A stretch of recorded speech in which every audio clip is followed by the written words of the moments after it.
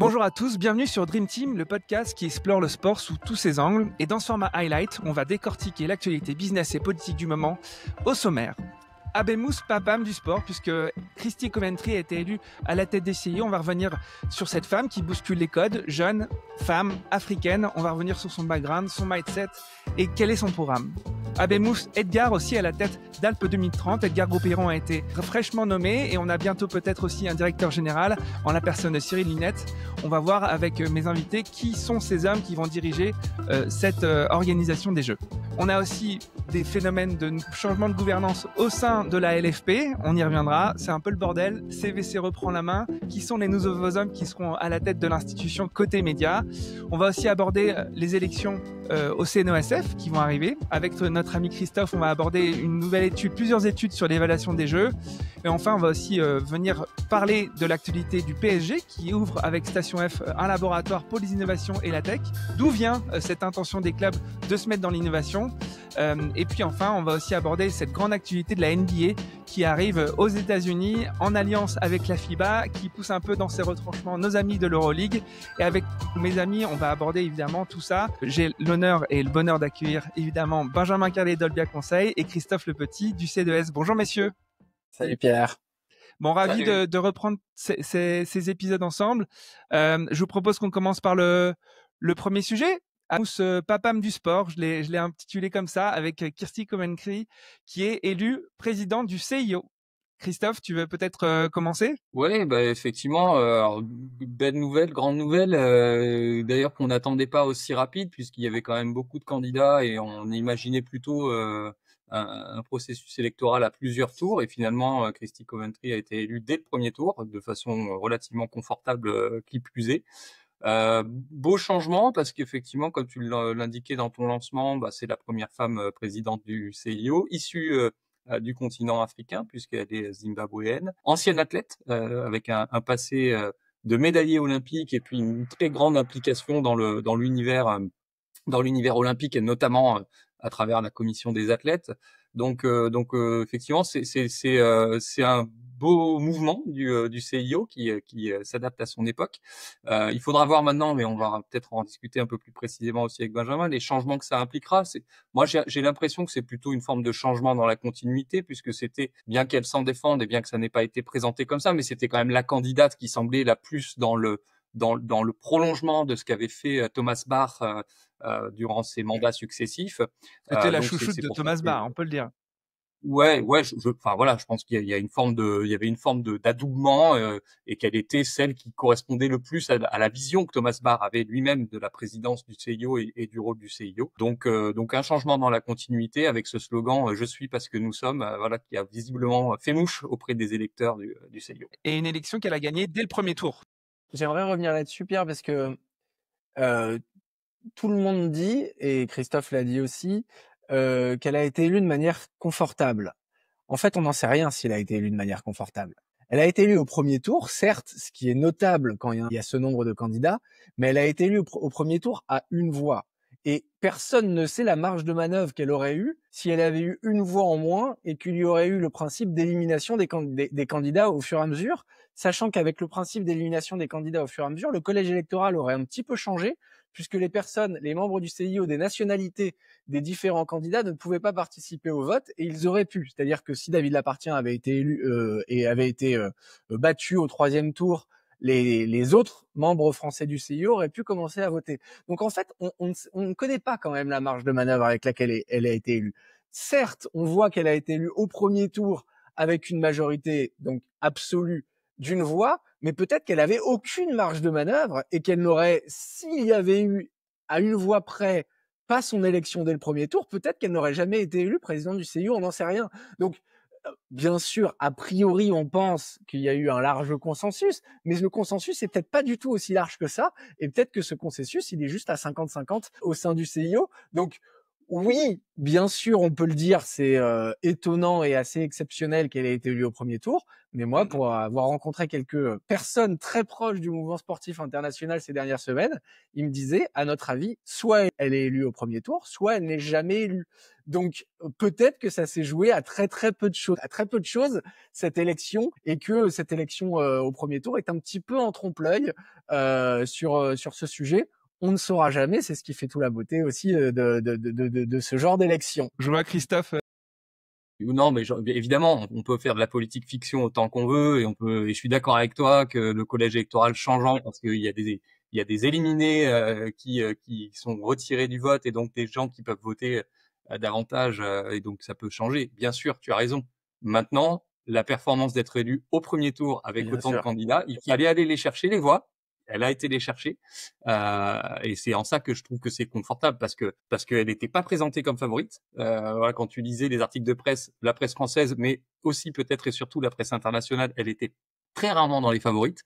J'avais même lu un article le jour de l'élection ou la veille qui disait que c'était trop tôt, peut-être trop tôt pour elle, qu'elle était trop jeune, qu'elle était trop ceci, trop cela. Bah, au final, la réalité des choses, c'est qu'au premier tour, elle a une majorité absolue des votants. Donc, c'est en ça que je trouve que c'est confortable, parce que c'est pas gagné. On en a d'autres qui pensaient parfois avoir la majorité des scrutins au premier tour et qui s'étaient crachés avant elle.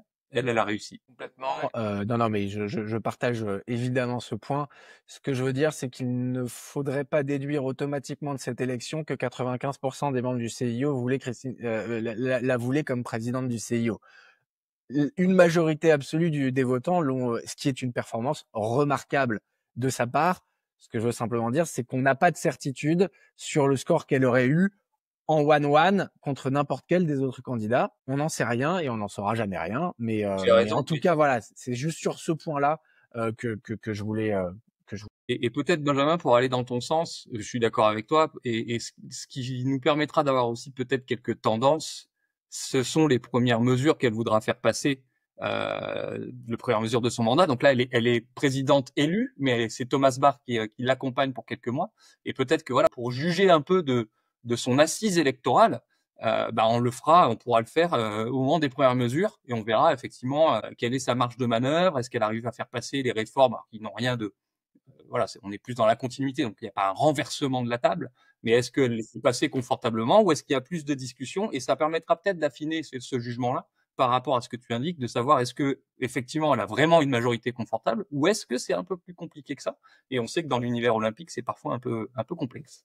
Est-ce qu'il y a des éléments saillants dans son programme, dans sa vision qui donnent à penser qu'il y aura des choses nouvelles, des innovations dans le mouvement olympique? Moi, j'avais pas vu de choses particulièrement saillantes. Ce qu'on peut noter, c'est que Christophe l'a dit, c'est une ancienne athlète et elle a beaucoup insisté sur ce point. On voit quand même que dans le mouvement olympique, ça reste quelque chose d'absolument majeur. Ça peut paraître presque étonnant parfois d'un point de vue extérieur, parce que même quand on parle d'organisation des Jeux olympiques, etc., on nous parle sans cesse de l'expérience des athlètes. Les athlètes doivent être au cœur de l'événement, et ça, c'est quelque chose dont on sent que ça reste quand même ultra prégnant dans cet univers olympique. Et elle a beaucoup insisté là-dessus.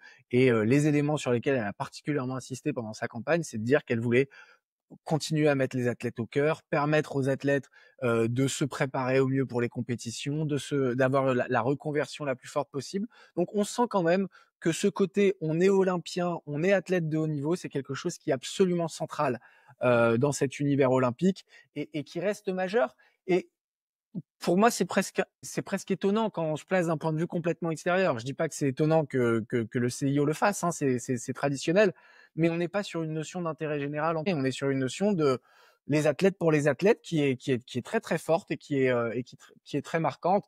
Et sinon, sur le reste, elle s'est quand même beaucoup placée dans la continuité de Thomas Bach, c'est-à-dire le changement dans la continuité. Il faut moderniser parce qu'on a conscience qu'il y a des jeunes générations qui ont des habitudes de consommation complètement différentes, que le monde évolue et donc il faut évoluer avec ce monde.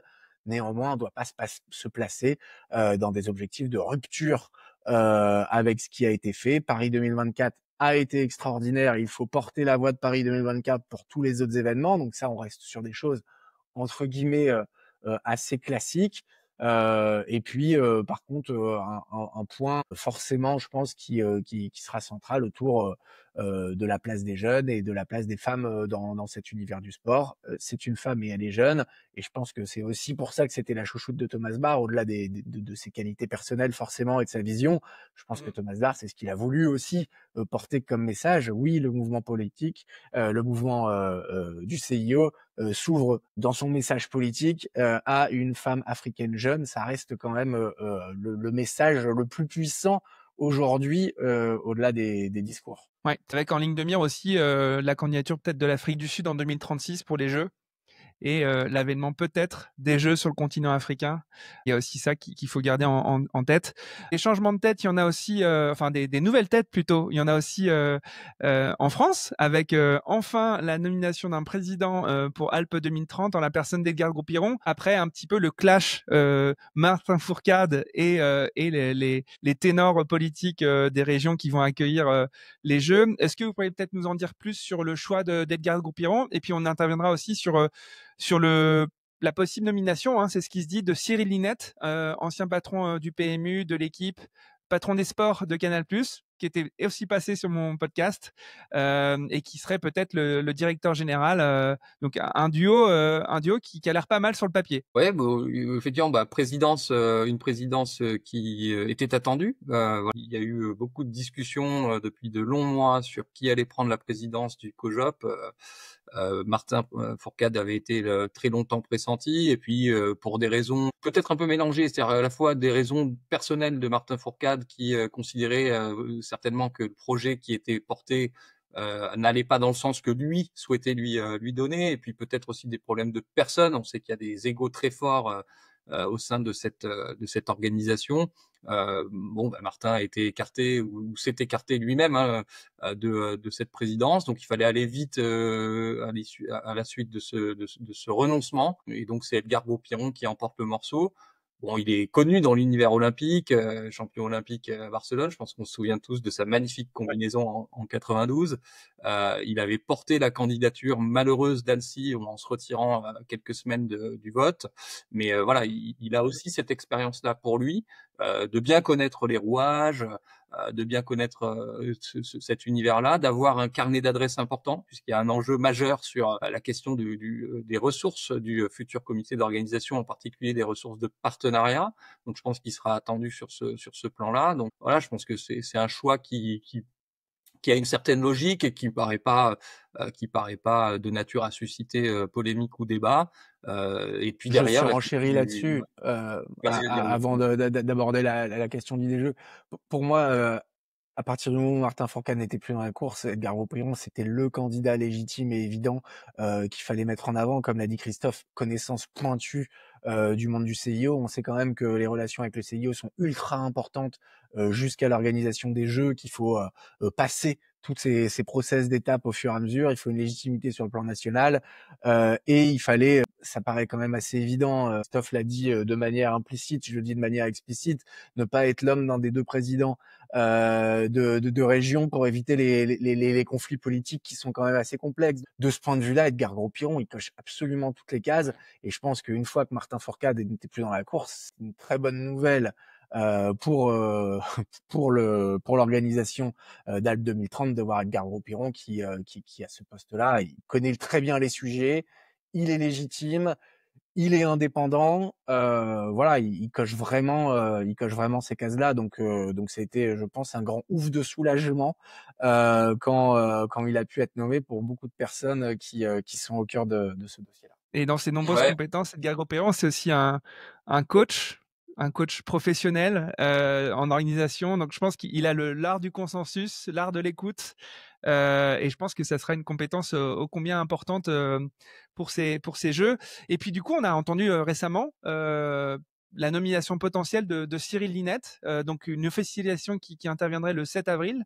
Qu'est-ce que vous pensez de cette nomination? Pour aller dans le sens de ce que décrivait Benjamin, je sais pas s'il sera d'accord avec moi, mais on verra. Je pense que le processus de désignation du directeur général ou de la directrice générale, mais là on s'oriente plutôt vers un directeur général, a été aussi la première occasion pour Edgar Gros-Piron de quelque part de prendre un peu la main. Il y avait en fait un processus qui avait été lancé avant sa désignation à lui, avec un cabinet de recrutement qui avait fait tout un travail de prospection pour aller chercher des candidats. Il y avait eu des auditions. A priori, il y avait une shortlist qui avait été établie. Mais ça avait été fait un peu en parallèle de la présidence. Et je pense qu'Edgar Groupian, quand il est arrivé, il s'est dit, le binôme président-directeur, il est capital. On l'a bien vu avec Paris 2024. Il faut que ça fonctionne, il faut que ce soit fluide, il faut que chacun sache ce qu'il a à faire, etc. Et donc, il a certainement voulu reprendre un peu la main. Et donc, il a temporisé, il a mis le pied sur le ballon, où il s'est arrêté en cours de descente pour avoir une analogie plus de l'univers du ski. Et il a dit, bah non, en fait, je veux avoir mon mot à dire, je veux pouvoir être vraiment très impliqué sur ce choix-là. Et donc, ça a rebattu un petit peu les cartes. Et il semblerait, alors on va encore parler au conditionnel, mais il semblerait qu'effectivement, on s'oriente vers un choix qui irait vers Cyril Linette. Je dois avouer que bon, Cyril Linette, on connaît son parcours, tu l'as rappelé, on connaît ses qualités, on sait ce qu'il est capable de faire. Donc, moi, j'ai été un peu surpris parce que je l'imaginais pas arriver là, Cyril Linette. Moi, on savait qu'il était intéressé par reprendre un poste à très haute responsabilité dans l'univers du sport français. Donc il était en course pour la LFP. Hein. Il était en course pour la présidence de la LFP. Des candidatés, oui, en tant que personnalité qualifiée aux élections à la LFP. Mais voilà, donc on attendra l'officialisation qui a priori devrait intervenir lors du bureau exécutif du 7 avril, puisqu'en fait le président, le process, c'est que le président propose et que c'est le bureau exécutif qui valide. Donc a priori, on devrait en savoir plus prochainement. Juste par rapport à ça, ouais, alors Edgar Gros-Piran, totale légitimité, comme Christophe, Cyril Linette, si c'est bien lui un petit peu la surprise. Alors je le connais pas à titre personnel, je connais que son parcours, donc je ne peux pas me prononcer davantage là-dessus. Deux remarques néanmoins. La première, c'est que ce qui peut être considéré comme un tout petit peu inquiétant suite à la fois à la présidence et au directeur général, c'est qu'on a quand même une impression générale d'impréparation suite à la candidature et cette organisation. Faut rappeler qu'à un moment donné, quand on est arrivé sur Paris 2024, c'était Bernard Lapassé, on savait qu'il y aurait Tony Estanguet derrière, et le poste de DG de DIRCAP, tout le monde savait depuis 3 ans qui ce serait si la candidature avait lieu et si l'organisation avait lieu. Tout le monde savait que c'était Étienne Taubois, ultra légitime, dont c'était le métier d'organiser ce type d'événement qui était olympien, organisateur de la Coupe du Monde 2007 de rugby, et donc évidemment on pensait à lui et il était parfaitement légitime, et on savait que Michael Alosio serait le directeur de cabinet de Bernard ou de Tony, et tout coulait de source. Là, on a une impression quand même de ne pas savoir qui sont les personnes qui arrivent en cours. Donc, ça veut pas dire qu'elles seront pas ultra compétentes dans leur job. Ça veut dire simplement qu'elles sont moins préparées à ce job et qu'il y aura un temps d'intégration et un temps d'assimilation de ce que ça veut dire être DG d'une organisation olympique en amont. Et donc forcément, il y aura un peu plus de perte de temps, il y aura un petit peu plus de difficultés à prendre les choses en main. Et puis derrière, et là encore une fois, je veux pas du tout faire une prise de position en amont parce que je ne sais pas du tout et je connais pas la personne. Ce qui est sûr, c'est qu'à mon avis, ce qui a bien marché sur Paris 2024, c'est qu'il y a qu'une seule personne qui parlait, c'était Tony Estanguet, parce qu'il y avait qu'une personne qui avait velléité à prendre la parole devant les médias. Je pense que le duo président-directeur général, il faudra aussi qu'il se plie à cette contrainte. Et je pense que par contre, si on se met à avoir un président et un directeur général parce que c'est leur nature, qui veulent tous les deux communiquer et tous les deux prendre la parole régulièrement, ça peut devenir beaucoup plus compliqué. Ça ne veut pas dire que Cyril Linette a cette ambition s'il devient DG, et peut-être qu'il acceptera de laisser entièrement la parole. Simplement, on peut voir aujourd'hui que c'est un homme qui aime plutôt la prise de parole et qui aime plutôt, voilà. Je ne pense pas que ce soit compatible avec un poste de DG d'Alpes 2030, mais encore une fois, j'ai aucune connaissance du fait qu'il n'accepte pas parfaitement ce rôle et ses contraintes s'il devient effectivement DG de cette organisation. Super, écoutez, on va clore le chapitre CNO-CIO, donc un peu le monde olympique des élections, avec l'information selon laquelle David Lappartient ne se représentera pas au CNOSF, au Comité national olympique du sport français, ce qui donne lieu du coup à des candidatures de nouveaux patrons de fédération. Qu'est-ce que vous auriez à dire à ce sujet ? Est-ce que c'était attendu un peu que David Lappartient ne revienne pas au CNOSF ? Christophe. Pardon, j'ai pris la parole devant Christophe. Vas-y. Non, C'était relativement attendu, hein. Il faut rappeler la multiplicité des mandats de David Lappartient, président de l'Union cycliste internationale, président de département en France, et qui a été au CNOSF parce que le CNOSF avait besoin de lui et avait besoin d'une personne parfaitement légitime pour poser les choses suite à la crise politique qu'il y a eu il y a maintenant un peu plus de 2 ans. Et donc David Lappartient a joué parfaitement ce rôle de stabiliser à un moment donné les choses et d'éteindre toutes les problématiques politiques au CNO quand il y était, mais c'est pas lui qui a voulu absolument avoir ce mandat. Donc on pouvait s'attendre effectivement à ce qu'il ne souhaite pas renouveler ce mandat. Il en a déjà plusieurs et donc c'est plutôt sage et c'est plutôt cohérent. Donc maintenant à voir ce qui va se passer maintenant sur les élections du CNOSF. Aujourd'hui donc on sait que Didier Séminé et Cédric Gosse sont candidats à l'élection. On verra s'il y a d'ici troisième semaine d'avril, je crois, 21 avril ou 20 avril, une troisième ou une quatrième candidature derrière. On n'en sait rien.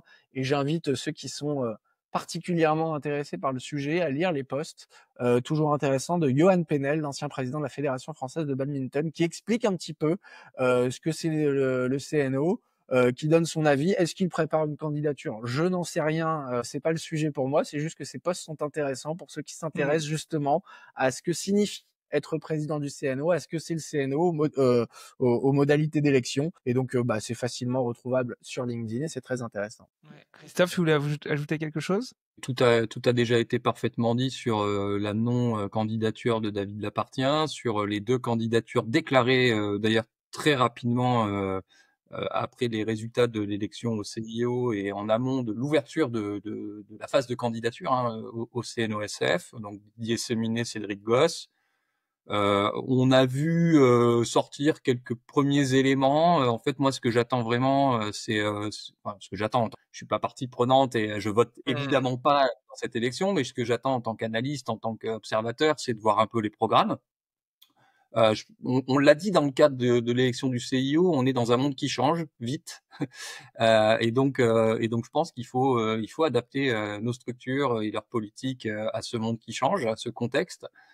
Et donc j'attends de voir sur Didier Séminé, Cédric Gosse, peut-être une troisième candidature ou une quatrième. Ensuite, ce qui est proposé, parce que je pense qu'il y a un vrai sujet. Il y a la place qu'on veut donner au CNOSF dans l'univers du sport français aujourd'hui, sachant qu'il est pris un peu entre guillemets entre 2 Olympiades, puisqu'il y a 2024 et puis 2030 maintenant en face de nous. Donc voilà, je pense qu'il faut trouver cette place-là, il faut trouver ce rôle, il faut pouvoir porter un message politique. Donc voilà, je pense qu'il faudra qu'on voit les programmes et puis qu'on voit ce que les électeurs décident à la fin. L'élection est prévue, je crois, la 3e semaine de juin, ou en tout cas mi-juin, autour de cette date-là. Tout à fait. Sachant que, en effet, c'est pas un cycle anodin quand même.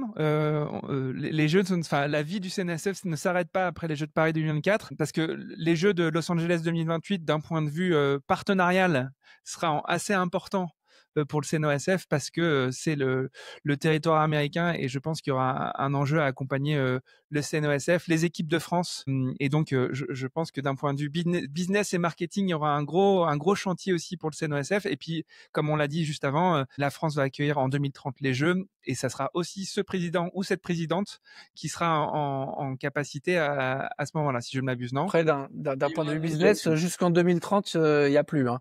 Jusqu'en 2030, le CNOSF, comme ça a été le cas pour Paris 2024, délègue tous ses droits marketing au comité d'organisation, et du coup, les droits marketing en propre du CNOSF ne reviendront qu'après 2030. Aujourd'hui, ils ne sont plus, mais évidemment, c'est un cycle extrêmement important. On sait qu'un président qui ne fait pas trop d'erreurs, en général, fait au moins 2 mandats, voire 3 mandats. Donc, ça veut dire que le ou la présidente qui sera élue sera sûrement le président qui accueillera les Jeux en 2030. Donc oui, enjeu forcément très puissant. Et puis on a tellement parlé d'héritage qu'à un moment donné, il va bien falloir quand même un candidat qui soit capable de le porter, cet héritage, et qui soit capable de travailler autour de ce sujet. Donc oui, c'est forcément un moment fort.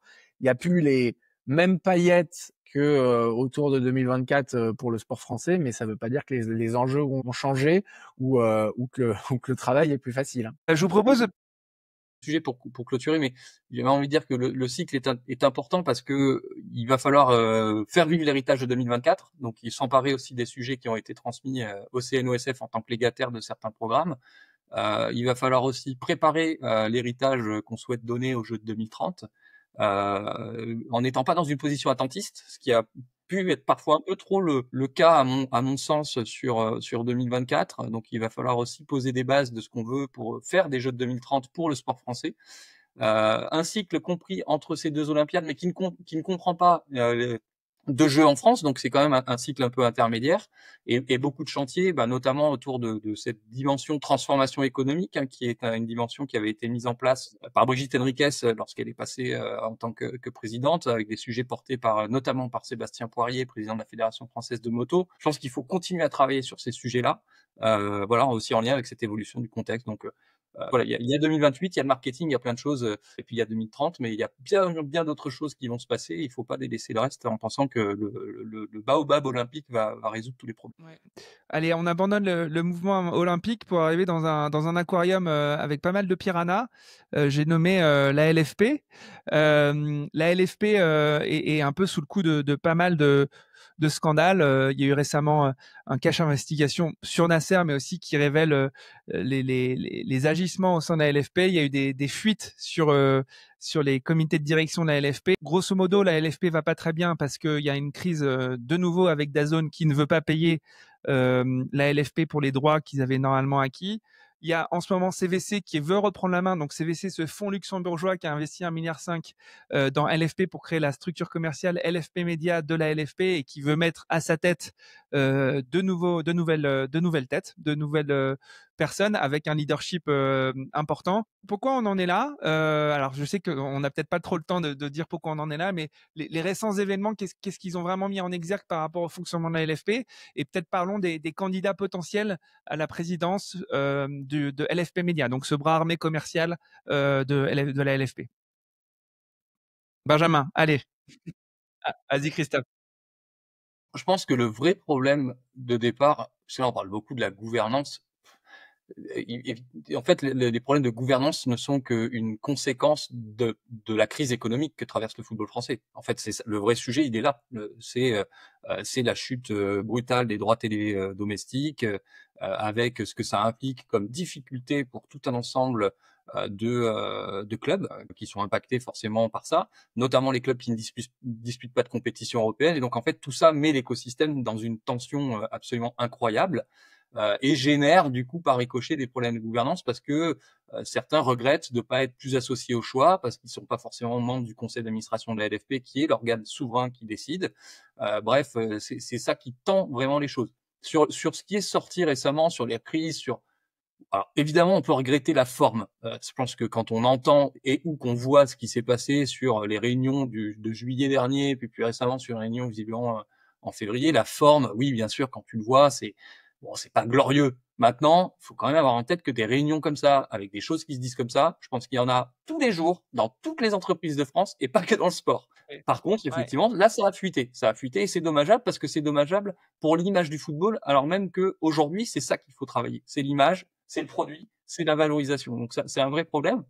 Et moi, je pense que les gens qui font fuiter ça, je connais pas leur motivation, probablement quelques opportunités électorales ou la volonté de reprendre un peu la main, mais les gens qui font fuiter ça doivent aussi se rendre compte qu'ils dégradent de façon très sévère l'image et la qualité du produit que demain ils entendent promouvoir et vendre. Donc, il faut faire très très attention sur ce sujet-là parce qu'effectivement, le vrai sujet, c'est que aujourd'hui, DAZN met la LFP sous pression visiblement en indiquant qu'ils ne vont encore pas payer la prochaine échéance. Alors, il y a une médiation qui est en cours, donc ça, c'est compliqué. En laissant planer le doute sur le fait qu'ils vont sortir, en activant la clause de sortie qui a été mise dans le contrat pour la saison prochaine, donc en fait qui leur permet de sortir sans motivation à l'issue de la saison 25-26, mais visiblement peut-être même de façon anticipée, ce qui sera plus compliqué parce qu'il y a un contrat. Enfin bref, c'est un capharnaüm assez important Et donc c'est vrai que ça fait peser beaucoup d'incertitudes sur l'avenir économique de ce secteur-là. Et donc immanquablement, certains essaient de distribuer les responsabilités sur peut-être que Vincent Labrune n'a pas bien fait les choses, peut-être qu'il aurait fallu faire différemment pour revenir chercher Canal+, etc. Donc voilà, donc c'est un peu compliqué et donc ça génère toutes ces discussions-là et la volonté de CVC qui a quand même mis effectivement 1,5 milliard d'euros dans la filiale commerciale de peut-être reprendre un peu la main parce que c'est quand même un investissement qu'elle entend faire fructifier avec ses 13% acquis de la société commerciale. Ouais, écoute, Benjamin, Pierre, une je veux dire réaction? quelque chose qui... Non, non, mais c'est la même réaction à chaque fois qu'on parle du sport professionnel, hein, qui est pas le milieu que je connais le mieux, mais du point de vue quand même de personnes qui suivent beaucoup. Euh, Moi, je le dis assez franchement, je suis assez médusé. Je vais pas parler de la LFP en tant que telle, mais globalement, je trouve qu'il y a une certaine médiocrité de la part des présidents de clubs de manière générale et dans leur intention. Aujourd'hui, on entend tous les présidents de clubs de foot notamment ne parler de compétitivité sportive, d'être obnubilé par le résultat sportif en permanence, de se projeter très très peu sur un projet club, sur un projet de ville, sur un projet de rôle social des clubs, sur un projet de voilà, c'est toujours quel joueur je peux acheter pour performer au match suivant, à la saison suivante. Et pour moi, c'est toute une logique du foot qui reste aujourd'hui beaucoup, même si ça est en train de changer avec l'arrivée de pas mal de fonds, mais qui reste beaucoup de chefs d'entreprise qui sont très rationnels dans la gestion de leur entreprise et qui restent complètement irrationnels dans la gestion de leur club en étant complètement envoûtés par les paillettes de la réussite. Et je trouve que ça reste encore très présent dans le foot français, que le foot français n'a pas encore passé le cap de comprendre que c'était bien sûr, c'est pas une entreprise comme une autre, un club de foot. Bien sûr, les résultats sont importants. Bien sûr, il y a une communauté derrière.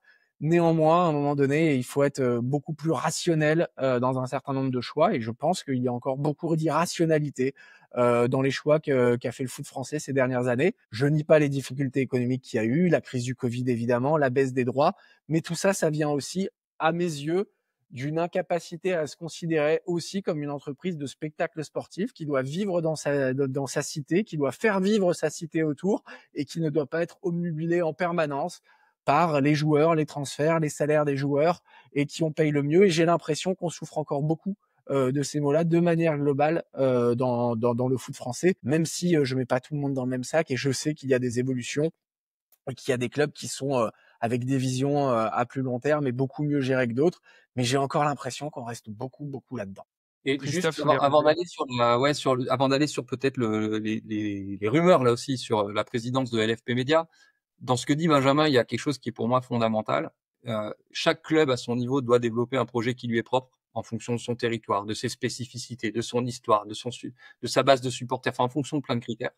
Mais pour moi, il manque aussi quelque chose aujourd'hui et quelque part la cacophonie ambiante en témoigne, c'est que il y a aussi un projet au niveau du football professionnel dans son ensemble. Les clubs sont des adversaires sportifs qui s'affrontent sur le terrain, mais ce sont des partenaires économiques. Le foot, le sport et le sport professionnel, c'est un secteur d'activité très particulier. Dans l'univers des sodas, Pepsi et Coca-Cola se concurrencent et veulent quelque part essayer de se tuer l'un l'autre parce qu'ils peuvent vivre l'un sans l'autre. Dans le sport professionnel, dans le sport, les clubs ne peuvent pas vivre seuls. Ils doivent donc s'allier et s'entendre autour d'un projet collectif. C'est ce que font très très bien les Américains. Dans le sport américain, il y a un projet collectif porté par la Ligue avec un commissionneur qui est nommé pour représenter ce projet, qui est celui qui prend la parole et qui est celui qui est l'interface de toutes les parties prenantes. Ça veut pas dire Le qu'ils sont produit, la vision et tout ça. exactement. Ça veut pas dire qu'ils sont toujours d'accord. Et je pense que dans le cadre de certaines réunions de certaines ligues nord-américaines, il est pas impossible qu'il y ait quelques noms d'oiseaux qui volent, comme on l'a vu dans le cadre des réunions LFP. Mais par contre, une fois qu'ils se sont invectivés, qu'ils ont fait valoir leur point de vue, derrière la décision elle est prise et elle est portée et ils sont tous en ligne derrière. Ils veulent. Et je pense que c'est ça qu'il faut travailler. Alors là, il y a 3 groupes de travail mis en place sous l'impulsion de la Fédération française de football avec la bénédiction du ministère des Sports et auquel participent les clubs. Dans ces 3 groupes de travail, un sur la régulation financière, un sur le modèle économique et un sur la gouvernance. Pour moi, celui sur le modèle économique, en fait, c'est celui sur la stratégie de développement et c'est probablement le plus important parce que c'est celui-là qui va déterminer par ricochet, quelle gouvernance on met en place et par ricochet, quelle régulation économique on met en place. Donc, il faut travailler ce projet collectif. Et donc, ça revient au sujet des hommes et des personnes qui composent ces institutions-là. Et donc, effectivement, peut-être demain, pour LFP Média, un nouveau représentant, puisque Benjamin Morel est parti, alors je sais pas dans quel cadre, mais en tout cas, il n'est plus à LFP Média, et des rumeurs qui ont fait état éventuellement de Stéphane Richard, qui aurait décliné, aujourd'hui de Nicolas de Taverneau, qu'on connaît aussi pour son passé tant à MC que au Girondins de Bordeaux, donc un profil qui présente quelques intérêts. Donc on Qui va est voir ce que aujourd'hui ça donne. à la tête de la partie média de CMA-CGM. Rodolphe Saadé, le patron de CMA-CGM, donc qui est une des grandes entreprises françaises, s'est lancé dans les médias il y a quelques temps et a mis Nicolas de Taverneau à la tête de cette cellule. Oui, et j'ai vu que ce poste-là arrivait peut-être à échéance pour lui, parce que je pense qu'il y aurait une forme de conflit d'intérêts si jamais il est ambitionné. Voilà. Oui. Et donc, a priori, ça arriverait peut-être à échéance, ce qui lui offrirait la possibilité, alors on parle au conditionnel, mais pourquoi pas de prendre cette présidence, enfin pas la présidence d'ailleurs, plutôt la direction, parce que la présidence, elle est de fait la présidence de la Ligue, mais de LFP Média. LFP Média, qui soit dit en passant, d'ailleurs, travaille plutôt bien, notamment sur les marchés étrangers. Enfin, on parle beaucoup de ce qui se passe en France, mais il se passe aussi plein de trucs à l'étranger. Par exemple, la fameuse plateforme dont on parle en France, elle est développée sur le marché britannique et visiblement, ça fonctionne plutôt pas mal. Il y a des développements de contenu, il y a des podcasts. Enfin, c'est vrai qu'on a tendance à voir que le négatif et que le noir, mais il y a aussi des choses qui fonctionnent bien. Bien sûr qu'il faut améliorer plein d'autres choses, mais il y a aussi des choses qui marchent bien. Donc, capitalisons là-dessus. Bâtissons un projet collectif ambitieux, donnons à quelqu'un le pouvoir et le droit et le rôle de l'incarner, et puis essayons de pousser tous dans le même sens, parce que je pense qu'il y a quand même peu d'intérêt à continuer dans la voie dans laquelle on s'est engagé. Et tu as raison de souligner toutes les bonnes choses que font les collaborateurs et les collaboratrices de la LFP. Dieu sait qu'il y en a sur le digital, ils ont vraiment énormément progressé. Sur les partenariats internationaux, ils ont énormément progressé.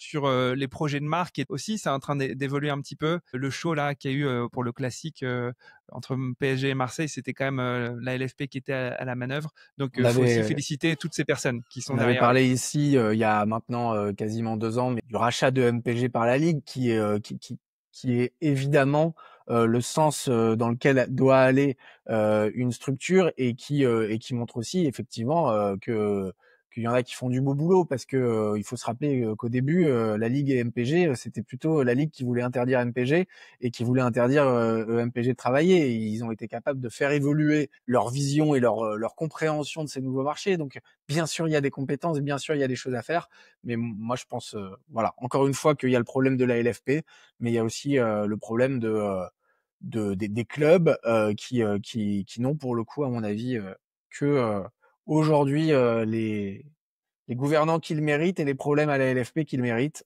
Donc à mon avis, c'est de là aussi que doit venir le changement. Je vais partir sur une transition que m'offre Christophe, parce que tu as commencé à aborder la NBA et le fonctionnement de la NBA.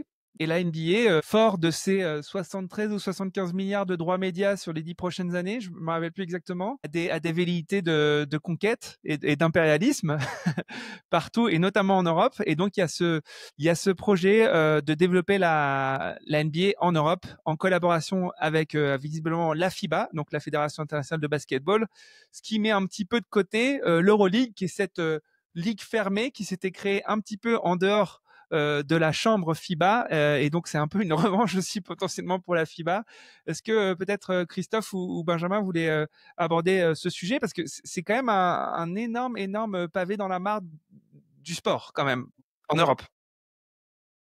Oui, c'est une énorme annonce. Alors, elle était dans l'air du temps. Voilà, il y avait des bruits depuis plusieurs semaines, plusieurs mois d'un projet NBA en Europe. On savait pas trop bien quel en était le contour. On avait vu aussi une interview de Tony Parker, le président de l'ASVEL, quelques jours avant l'annonce, indiquant qu'il fallait que tout le monde travaille ensemble. Bon, visiblement, là, tout le monde ne travaille pas ensemble. C'est plutôt la NBA et la FIBA qui travaillent ensemble, et l'Euroleague qui semble un peu à côté. Oui, voilà, la NBA qui est alors là pour le coup une success story commerciale arrive en Europe. Un projet qui semblerait bâti autour de 16 équipes participantes, dont 12 équipes permanentes, avec un ticket d'entrée de valorisation de franchise à hauteur de 500 millions de dollars, je crois, avec des mastodontes plutôt issus du football européen qui auraient été dragués. Voilà, j'ai vu Tout à aussi fait. QSI, actionnaire du Paris Saint-Germain, qui a indiqué qu'il regardait d'un œil attentif ce qui se passait. On a parlé du FC Barcelone, enfin voilà, de ces grosses machines. Alors FC Barcelone qui a déjà pour le coup une équipe de basket, Une puisque grosse c'est équipe. déjà Ouais. une grosse équipe. Donc voilà, donc effectivement là Madrid aussi. quelque chose qui joue. L'Euroleague est plutôt mise sous tension, sous pression. C'est une ligue qui est pas du tout profitable. Les clubs sont ultra déficitaires. D'ailleurs, ça a poussé l'Euroleague à mettre en place plusieurs mécanismes de régulation pour essayer d'endiguer un peu le phénomène. Ils ont re-signé un contrat longue durée avec IMG pour leurs droits marketing et commerciaux, mais ça les met sous pression. Et puis, il faudra voir l'impact sur les ligues nationales. Le fait que le projet NBA soit discuté au niveau FIBA semble plutôt rassurant pour l'univers fédéral. Philippe Hausseur, le président de la Ligue nationale de basket, a également plutôt un avis favorable à ce stade. Je pense qu'il va falloir qu'on en sache un peu plus. Mais en tout cas, ouais, c'est intéressant de voir aussi ce genre de mouvement. Restera à Mm. voir la connexion éventuelle ou pas avec l'Euroleague. Est-ce que ça viendra annihiler définitivement l'Euroleague? La connexion à avoir avec les championnats domestiques? Beaucoup de questions, pas beaucoup de réponses, mais un truc hyper intéressant à suivre. Et quel droit de douane sur ça? Petite, 20%. Effectivement, Ah ouais. beaucoup de questions. Alors, je sais pas dans quelle mesure ça a poussé la NBA à accélérer aussi sur ces sujets, mais à mon avis, c'est pas complètement neutre le fait que depuis quelques années, les meilleurs joueurs en NBA sont européens. Tout à fait. Enfin, ça joue aussi, et je pense qu'il y a aussi un bouleversement de culture lié à ça. Ça fait quelques années maintenant que les MVP sont quasiment systématiquement des Européens. Donc forcément, ça doit titiller un peu les Américains quelque part et de se dire bon il faut réorganiser les choses, peut-être un peu changer les choses, etc. Et puis après, effectivement, moi j'en sais pas plus. Euh, Évidemment, ils savent extrêmement bien marketer les choses. Moi, je trouve que c'est de ce point de vue-là que c'est ultra intéressant. Je sais pas si vous avez regardé ou ceux qui ont été présents aux 2 matchs de NBA qui ont eu lieu à l'Accor Hotel Arena. Pour moi, c'est quasiment regardable tellement l'intensité défensive n'existe pas et tellement on a l'impression que c'est presque un concours de shoot Ouais. plutôt qu'autre chose. Enfin, c'est C'est absolument le hallucinant. Ça TikTok veut du dire sport, quoi. mais ça veut dire qu'ils sont capables de créer de la valeur de manière complètement différente et autour de ça. Et c'est pas inintéressant aussi parce qu'on sait aujourd'hui que de toute façon, les nouvelles générations ne restent pas assises devant 90 minutes d'un spectacle sportif et donc ont besoin que ce spectacle soit tourné différemment. Et la NBA, c'est ça à l'extrême puisque c'est le money time qui compte, le money time, le reste, c'est tout un spectacle et c'est toute une mise en scène. Donc c'est quelque chose de complètement nouveau et différent. Et ça va être intéressant de voir si c'est duplicable ou pas à la culture européenne, parce que ça fonctionne quand il y a 2 matchs exceptionnels à Paris, c'est une chose. Que ce système fonctionne de manière plus durable en France et en Europe, où les habitudes de consommation ne sont pas les mêmes. Faut rappeler le temps que passent les Américains dans une enceinte. On est c'est 6 heures, je crois, et ça n'a rien à voir avec le temps que passe un spectateur en France. Le ticket moyen d'un spectateur quand il va dans une enceinte française, c'est l'achat du ticket et éventuellement un petit sandwich à l'arrache. Les Américains, ils mettent plus d'argent dans ce qu'ils consomment sur place que dans l'achat du ticket, qui est pourtant extrêmement cher. Donc on est sur des mondes qui sont quand même très très différents. Donc ça va être intéressant de voir comment ils adaptent, s'ils viennent en Europe, cette stratégie NBA au marché européen. Est-ce que la greffe peut prendre ou pas? Avec quelles adaptations? Donc pour moi, c'est beaucoup de curiosité à ce stade. Et t'as un point qui est vraiment hyper important dans ce que tu dis, et c'est d'ailleurs une vraie réussite de l'Euroleague là pour le coup. C'est le format sportif. Enfin, l'Euroleague, la compétition, elle est très dense en termes de calendrier, mais très dense aussi en termes de qualité. Et c'est du basket à l'européenne, qui n'a rien à voir avec le basket à l'américaine.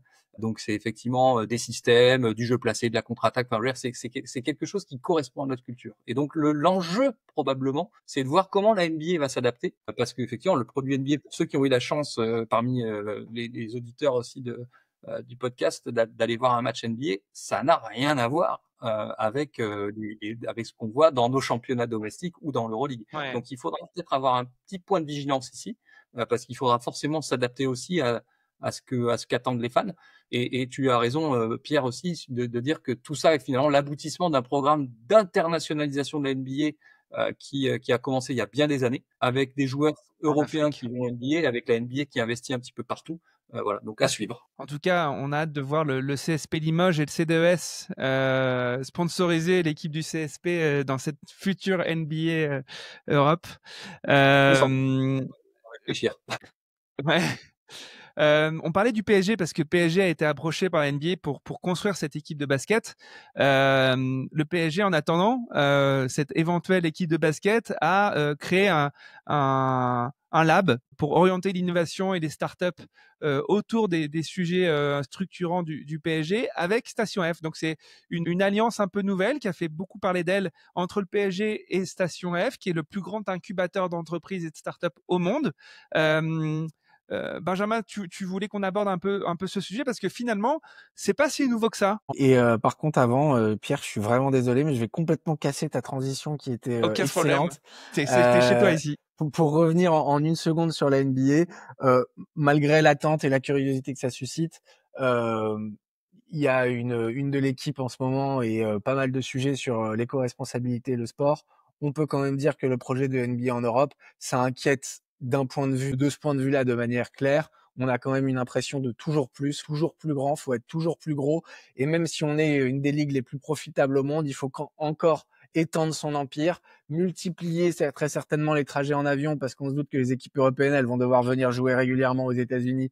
Et voilà. Et donc, par contre, pour le coup, on est sur de l'anti-éco-responsabilité totale, a priori, dans un projet comme celui-là. Donc, même si les fans de sport et de sport business sont interloqués et sont intéressés pour voir ce qui se passe, on peut quand même se poser de la question de savoir si ça va dans le bon sens de manière globale et si on n'est pas dans le toujours plus qu'on reproche quand même beaucoup au sport et au sport business, avec les nouvelles compétitions de foot qu'on voit, les hand qui a des compétitions chaque année.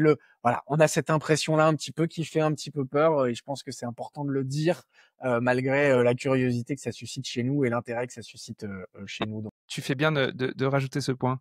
Mais je vais quand même te relancer sur le PSG et le PSG Lab. Et sur le PSG Lab, oui, et donc encore une fois, excuse-moi d'avoir cassé cette belle transition.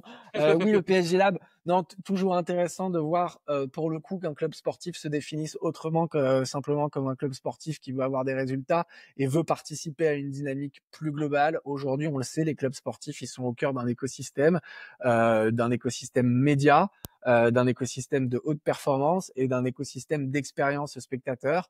Et dans ces trois domaines-là, l'innovation est ultra centrale. Les innovations sur la performance sportive, elles sont ultra nombreuses.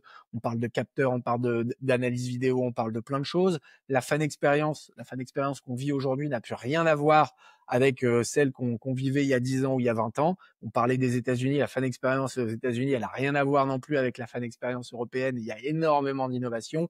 Et bien sûr, sur le monde des médias et sur la manière dont on va voir le sport, il y a aussi énormément d'innovation. Et moi, je trouve ça extrêmement intéressant qu'un club comme le PSG se dise plutôt que de subir, de regarder ce qui se passe de temps en temps, on va être en veille permanente, on va être au soutien, on va regarder ce qui se passe pour pouvoir expérimenter, pour pouvoir tester, pour pouvoir investir s'il le faut. Et une solution qui sera adaptée par le PSG, elle bénéficiera bien sûr d'une capacité à aller beaucoup plus vite, beaucoup plus loin derrière, comme certaines innovations qui ont été testées pendant les Jeux en France vont, on l'espère, pouvoir exploser derrière. Donc je trouve ça extrêmement intéressant, extrêmement performant. 2 points quand même. Mettre en place un écosystème dédié au sport, ça nécessite quand même des compétences sportives spécifiques. Aujourd'hui, Station F avait essayé de le faire avec Adidas et avec la plateforme A, ça n'avait pas marché parce qu'a priori, il n'y avait pas la connaissance pointue du secteur du sport. Donc, il faut vraiment travailler sur ce sujet pour faire en sorte quand même que dans la création de valeur autour de cette plateforme, il y ait des gens qui soient au cœur de l'écosystème et qui le comprennent bien.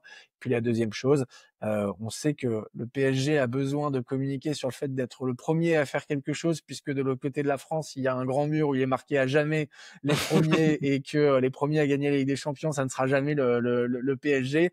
Néanmoins, dire qu'ils c'est les premiers à créer un lab de sport, ça m'a fait un peu sourire, puisque ça fait plus de 10 ans qu'Arsenal avait lancé son incubateur et son accélérateur. Barcelone est sur ces sujets depuis plusieurs années. Il y a un incubateur au sein du stade de Benfica et j'en passe plein d'autres d'initiatives comme celui-là.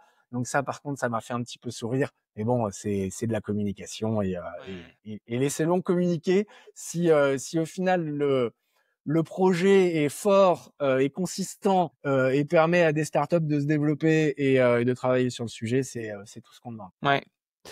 Je vous propose qu'on aborde le dernier sujet, messieurs. On a enfin pas mal d'études et d'évaluations sur ces jeux.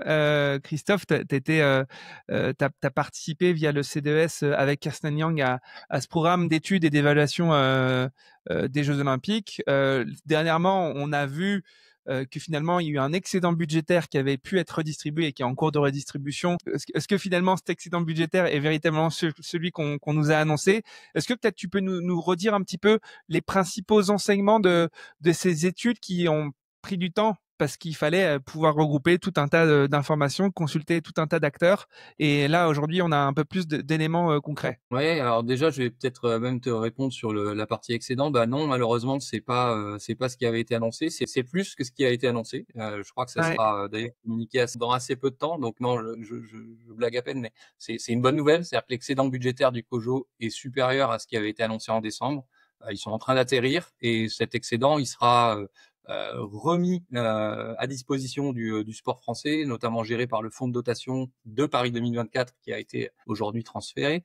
Donc ça, c'est plutôt une bonne nouvelle. Par rapport à ta question, oui, en fait, on oublie très souvent et trop souvent l'évaluation des effets et des impacts produits par les événements sportifs. On en fait souvent avant pour légitimer, pour communiquer, etc. On oublie souvent d'en faire après. Et là, il y a eu un énorme effort d'évaluation qui a été mis en place par Paris 2024 d'une part et par l'État d'autre part. La puissance publique joue son rôle puisque l'État avait mandaté la délégation interministérielle aux Jeux Olympiques et Paralympiques pour coordonner un très gros programme d'études. Ça avait été annoncé en avril 2022 de mémoire par un colloque à la DIJOP. Il y avait une équipe de France de l'évaluation telle que l'avait qualifiée à l'époque Amélie Oudéa-Castéra, ministre des Sports. 13 études. Et donc hier 2 avril, on sera pas hier quand le podcast sortira, mais le 2 avril a été organisé un colloque à nouveau par la DIJOP pour faire un point d'étape sur ces études, des résultats, des tendances et des perspectives, parce que effectivement, tu dis que ça a pris du temps, mais il y a des études qui vont prendre encore plus de temps. Parmi les études, il y a une étude sur l'impact des jeux sur l'immobilier parisien. Et donc ça prend. Est-ce que les jeux contribuent à transformer la ville de Paris? Et ça s'analyse sur le temps très long. Donc ça viendra même, les dernières études pourraient venir en 2029, voire au-delà. Donc ça viendra très tardivement. Mais il y a des études qui ont déjà produit des résultats. Parmi ces études-là, certaines études sur la pratique sportive, notamment menées par l'Institut national de la jeunesse et de l'éducation populaire, sur les publics des jeux. Donc, ces publications, elles sont accessibles en ligne. On peut aller voir qui a consommé les jeux, de quelle façon, etc. Donc c'est hyper intéressant. Des études à dimension plus socio-économique, avec une étude d'impact sur le PIB de la région Île-de-France et de la France, donc menée par EY avec le support du CDES et une étude carbone. Pardon, excusez-moi, Ernst & Young. Et donc effectivement, donc très rapidement sur ces deux études-là, puisque ce sont deux études dont les résultats ont été présentés lors du colloque de la DIJOP. Sur l'étude sur le PIB, le résultat un peu phare, à retenir, c'est 7,1 milliards d'euros d'impact économique des jeux sur le PIB de l'Île-de-France. Qui se répartit en fonction des dépenses du comité d'organisation, des dépenses de la Solidéo et de l'impact touristique. À retenir le fait que ça situe ce résultat-là très légèrement en dessous, à peine 5% du scénario intermédiaire de l'étude que nous, au CDES, avions réalisé et publié au mois de mai dernier. Comme j'ai eu l'occasion de le dire, quand on travaille sérieusement avec rigueur et sur la base de données de très bonne qualité, des études ex-ante peuvent être crédibles. En l'occurrence, c'était le cas. Évidemment, on n'a pas trouvé le chiffre exact, ça aurait été quand même un peu suspect. On avait trouvé 7,5 c'est 7,1 milliards. Donc voilà. Donc là, donc ça, c'est un résultat intéressant à retenir. Dans le détail, l'impact sur l'organisation, c'est-à-dire les dépenses du COJO, représente plus de la moitié. L'impact de la construction, un tiers. Et ce qui fait varier finalement les résultats, c'est l'impact sur le tourisme, puisque, comme l'a rappelé Yannick Cabrol qui a présenté cette étude, en fait, les Jeux de Paris se voulaient des jeux pour tous, et quelque part, ils ont atteint leur objectif, et donc on a eu peut-être moins d'étrangers qu'on avait pu en avoir dans d'autres jeux, et on a eu des gens aussi qui du coup, ont peut-être un peu moins dépensé parce que c'est des jeux qui ont été accessibles à toutes les bourses. Et donc, une fois que les gens avaient dépensé leur argent pour acheter leurs billets et vivre l'expérience olympique et paralympique, ils avaient peut-être un peu moins d'argent à dépenser dans d'autres dépenses. Et donc, c'est quelque part la réussite des jeux qui vient baisser un petit peu l'impact au niveau touristique. Donc, c'est plutôt favorable parce que ça veut dire que voilà, on a aussi atteint cet objectif qui était celui de faire des jeux de Paris, des jeux pour tous. Et sur la partie plus impact carbone, ça a été rappelé parfaitement hier.